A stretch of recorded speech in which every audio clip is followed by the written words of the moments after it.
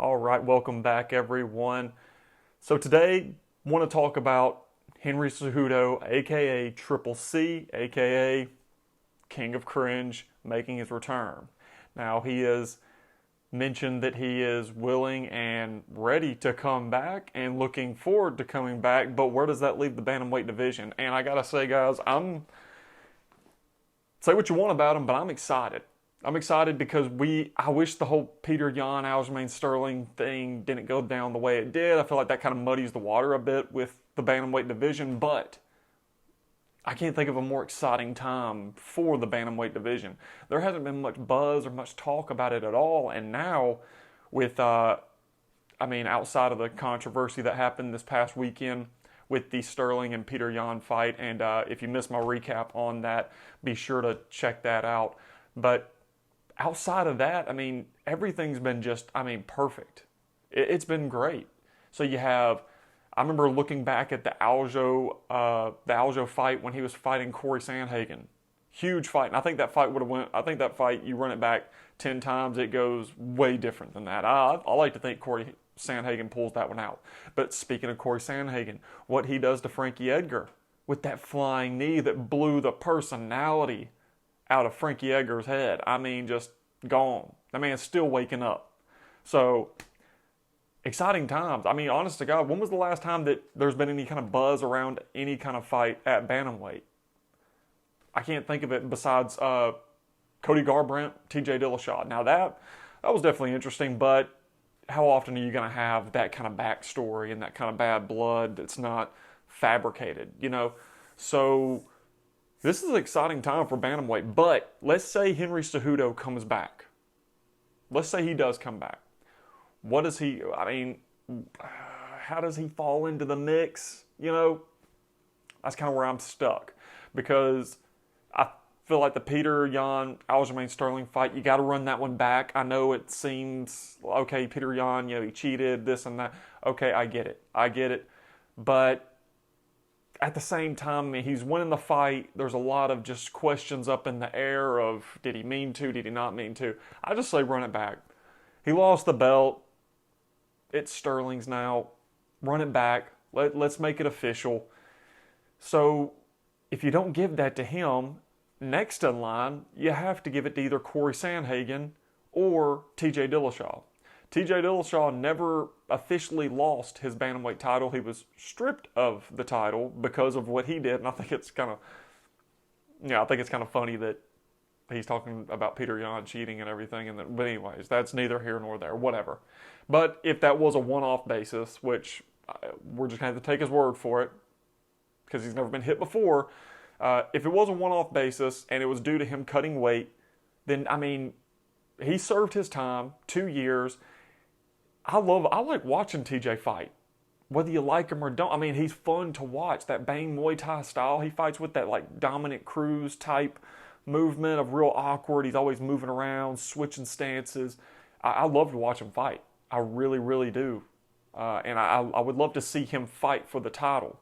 Now, who is that against? Do they wait until Peter Yan and Sterling can, remedy what happened this past weekend? Who knows?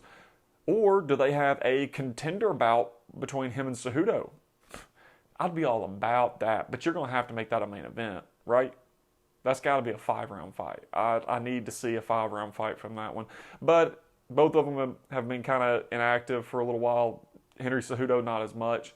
And I'd also like to see Cejudo fight some really solid talent at that bantamweight division, because I know he beat Marlon Moraes for the title when it was a vacant title after what happened with TJ Dillashaw, but I'm interested to see him actually fight one of these new top contenders like a Sterling or a Peter Yan, Corey Sandhagen, those guys. That's what I want to see again. So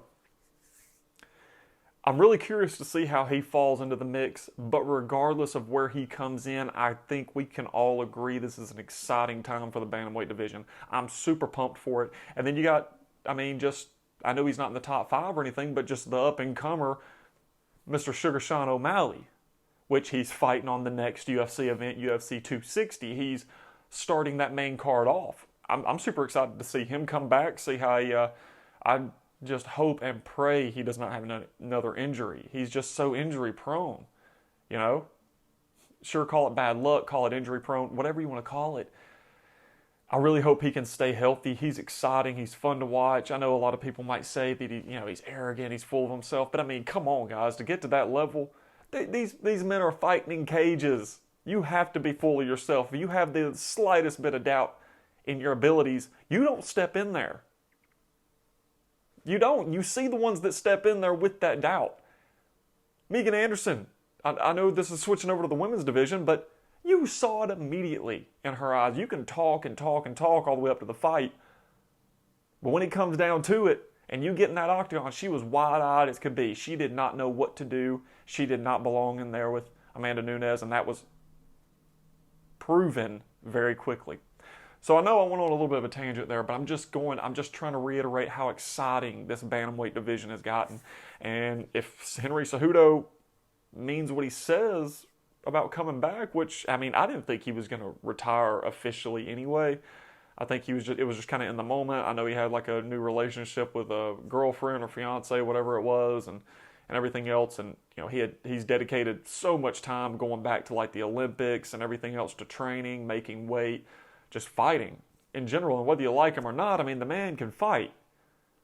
He knows what he's doing. I mean, he beats Mighty Mouse. He beats TJ, Marias, Dominic Cruz. And going back to the Dominic Cruz fight, I'd like to see him go out with a little bit, Dominic Cruz looked good this past weekend, don't get me wrong, but Dominic Cruz is not in the best shape or best, he's had a ton of injuries. A lot of them with his feet, his knees, everything else. It's not the same Dominic Cruz. So I want to see him fight one of these top 5 guys. I think him and TJ, that for a little contender bout, if you can make that a main event somewhere, I'm all about that one. I'm all about it. But I think it needs to be a 5-round fight. That one doesn't excite me as much for a 3-round fight. So, all that being said, the bantamweight division is alive. The bantamweight division is, it is on the move. I'm liking it. I'm not sure what Cody Garbrandt's got in the wheelhouse or down the pipeline, but looking forward to seeing his return. I know he went through a whole stint with COVID and having a blood clot and everything else. And if you haven't looked into that, you definitely need to look into it. He has had a crazy, crazy story the past year and a half, 2 years with his health and everything else going on. So, yeah, definitely look into that too. But yeah, guys, I think we've got some good fights on our hand for this bantamweight division.